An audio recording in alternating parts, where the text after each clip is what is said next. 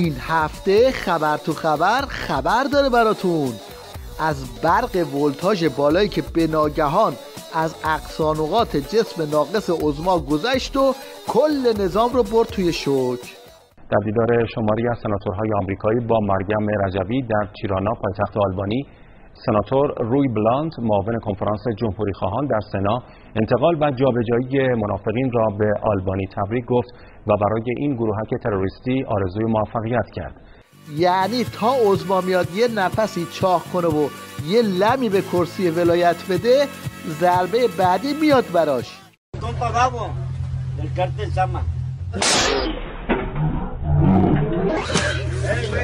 شیخ فری هم کابینه‌اش رو در توافق با خامنه جمع و جور کرد و طبق معمول رفت تو کار برجامبازی و پیشنهاد زهرخوری‌های بیشتر.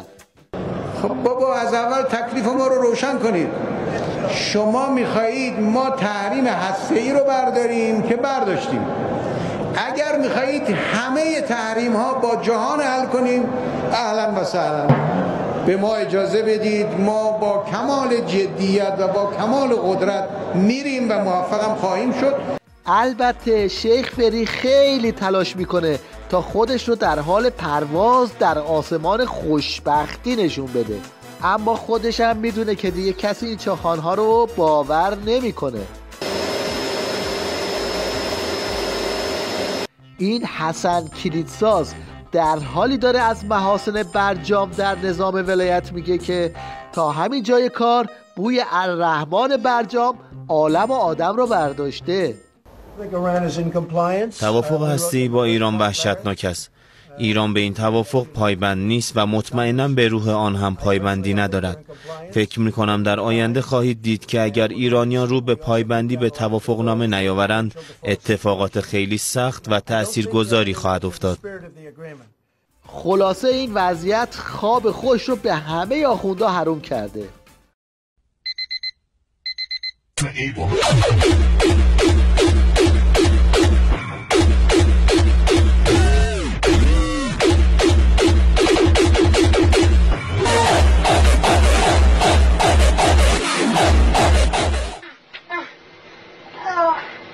از اونجایی که وارفتگی اولین محصول ملموس برجامه، این پاسدار سلیمانی میخواد با مایه گذاشتن از چفیه بوگندوی عظما حس جنگ رو تو بسیجی‌ها تقویت کنه. برجسته ترین شخصیت این نظام، فقیه جامع و شرایط، ولی فقیه ما، این آثار جنگ را، این چپیه را دور گردن خودش در جلسات رسمی و غیر رسمی در مقابل رئیس‌های جمهورهای دنیا همیشه حائل جسم خودش هست. چرا؟ یک دلیل اون عظمت و احترام و قدسیت این فرهنگ است. این آبخورگیر عمامه دارم طبق معمول نگران تلف شکستگی عظما و بجیزگویی برای اربابشه. دنیا جمع بشه، فشار بیارن، تحریم بکنن، جنگ بر ما بیارن، ما دست از ولایت برداریم نمیتونیم برداریم. چرا؟ برای اینکه تو وجودمون خدا قرار داده. او جنو به ماء ولایتنا، با آب ولایت ما خبر ما با آب ولایت الله آویخته شده است. حکایت این باباست که دراز به دراز افتاده، بعد فیگور تسلط میگیره که خودش رو از تک و تال اندازه.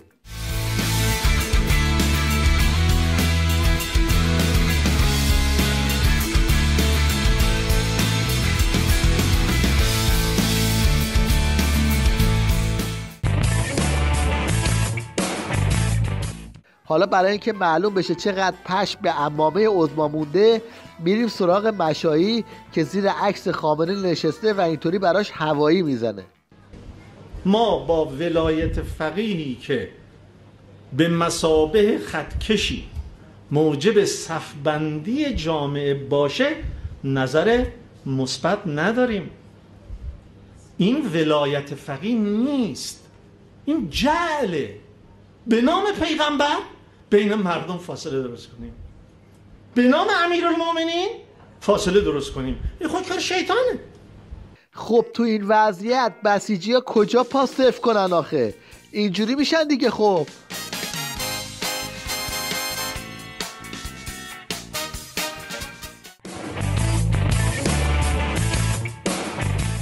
تو جلسه بررسی وزرا این نماینده مشنگ مجلس یاد مصیبت تلگرام برای نظام افتاد و حرفایی زد که تا چند روز سوژه خنده بود.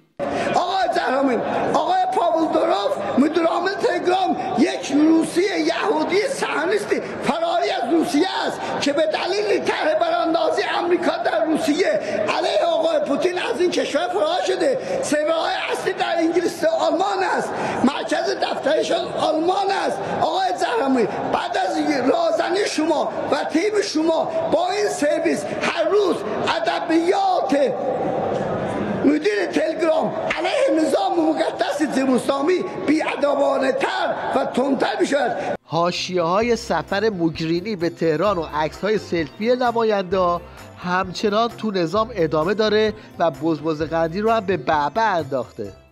دیدید این نماینده‌های مجلس چیکار کردن؟ نماینده‌های تهران، ام القری، مرکز چیزی فقط مونده بود جفتک بزنن، ملق بزنن جلوی زنه خانومه. یکی رفته تو بغلش داره عکس سلفی میندازه، اون یکی همه دور هم جمع، فقط مونده بود برن دست بزنن طواف کنن. چیه؟ خارجیه، از خارج اومده.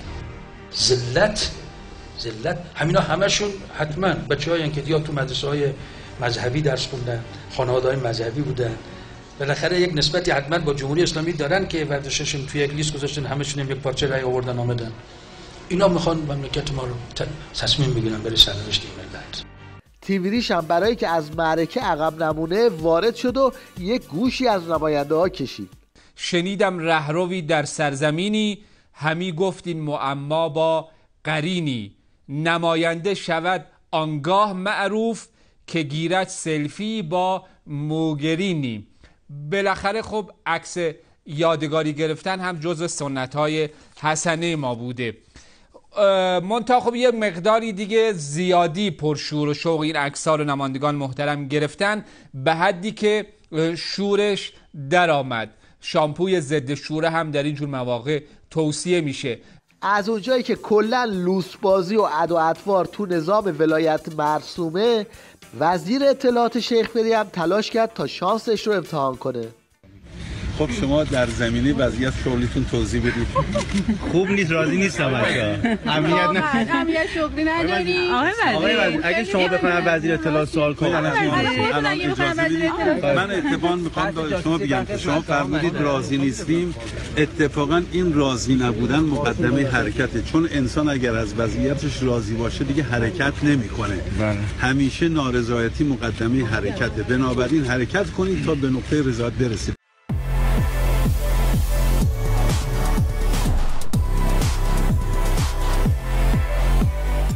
آخوند کوه و جنگل و دریا دیده بودیم، فقط مونده بود آخوند استادیوم که اون رو هم دیدیم.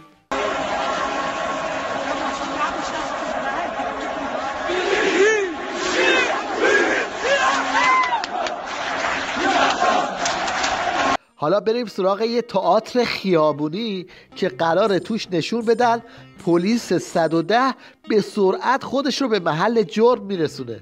تماسی بگیر با 110، اعلام میکنید که من مسافرم، اومدم میدون تجریش، از بازار اینجا خرید میکردم، خرید انجام گرفته، اومدم بغل و ماشینم دیدم که ضبط ماشینمو بردم. سرقت کردم.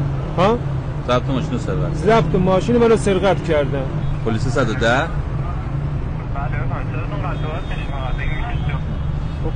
ببخشید من یه موردی برام پیش اومده، خواستم خدمتتون عرض کنم. من مسافرم، اومدم میدون تجریش یه خریدی کردم، بعد اومدم الان دم ماشینم اون معروف ضبطش سرقت شده. خواستم شما پیگیری کنید. 206 سفید. ساعت چند الان؟ 1:32 دقیقه. 1:32 دقیقه رو ما 1:32 دقیقه بامداد رو ما ثبت کردیم که انشالله منتظر میمونیم تا ببینیم افسر گشتمون میاد صحنه یا نه. الان دقیقاً 6 دقیقه و 30 ثانیه از زمان خبری که شهروندمون تماس گرفت و 110 دارن تشریف میارن. سلام. سلام. حالا چطوری؟ خوبی الحمدلله. متشکرم. سلام. 110 اومده. بله رئیس یه مورد ثروت محتویات اعلام شده. چی اعلام کردن براتون؟ ثروت لوازم خودرو 206. وقتی یه مأمور صادراتی آخوندا به عنوان یک کارشناس توی میز گرد شرکت میکنه چنین وضعیت مسخره اتفاق میفته. سپاه پاسداران نمیخوام ازش دفاع کنم، شما گفتی جهنم آورده برای منطقه کشور من عراق، سپاه پاسداران برای ما بهشت آورده. جدا بدون جهنمتون چی میتونه باشه؟ مرسی. سپاه پاسداران از ما من هم اون دفعه گفتم، الان هم باز هم میگم، ما از سپاه تشکر میکنیم، برای ما کمک کرده. سپاه پاسداران کمک کرده، شهید داده در عراق. جهنم چیه؟ نه به سپاه پاسداران حمله میکنید. فقط همیشه میخواید به کشورتون حمله میکنید. من نمیخوام مدافع از ایران باشم، ولی من میگم که امریکا، دوباره هم میگم، هیچ غلطی نمیتواند بکنه. شما میگید مثلا چرا دشمنی میکنیم با امریکا؟ خب کی داره دشمنی میکنه؟ ایران حاضر رفت مذاکره انجام داد، اما امریکا داره خودشون پایبند نیست به مذاکرات بین الملل. آمارسازی و آماربافی تو نظام ولایت برای مردم ایران تازگی نداره، اما ببینید این بار یکی از خودشون داره به این قضیه اعتراف میکنه. من این خاطره براتون تعریف بکنم.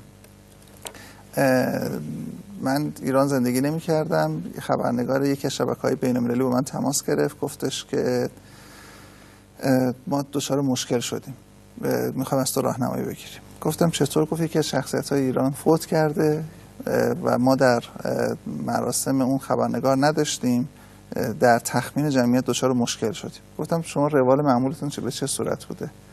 گفتش که ما در این برنامه‌ها اعلام می‌کنیم که این گزارش حداقل اینقدر و حد اکثر اینقدر گزارش شده.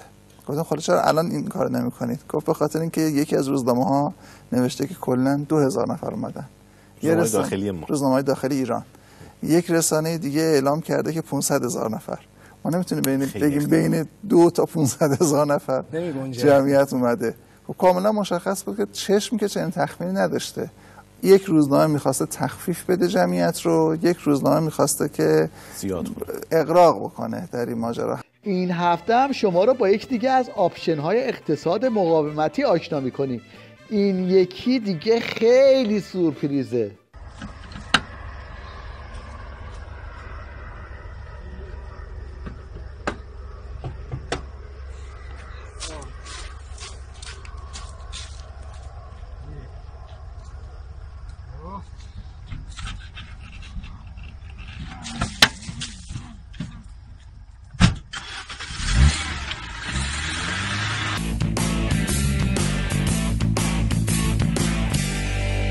رئیس تیویریش رو آوردن تا از تخصصهای تبلیغیش بگه، فیلم نوع خونیش رو پخش کرد. او می نشست و من می نشستم، او روی سینه من در مقابل، او می برید و من می بریدم، او از حسین سر من از حسین دل. من اولین بار بود که نوحه می خوندم. حالا بریم و ببینیم رسانه‌ای که یه مداح رئیسشه چقدر میتونه رو مخاطب مقصر باشه.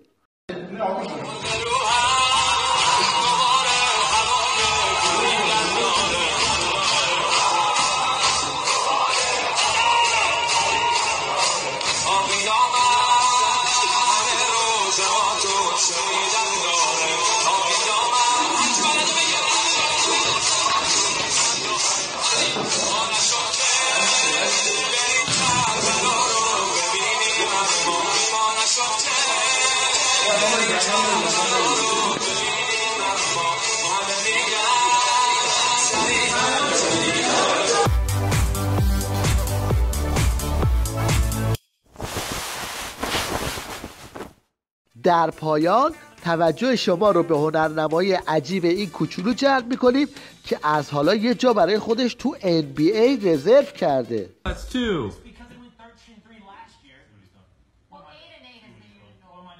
Oh my gosh, swish. Oh my gosh. Calvin, that was 4 in a row. Oh, that's 5 in a row.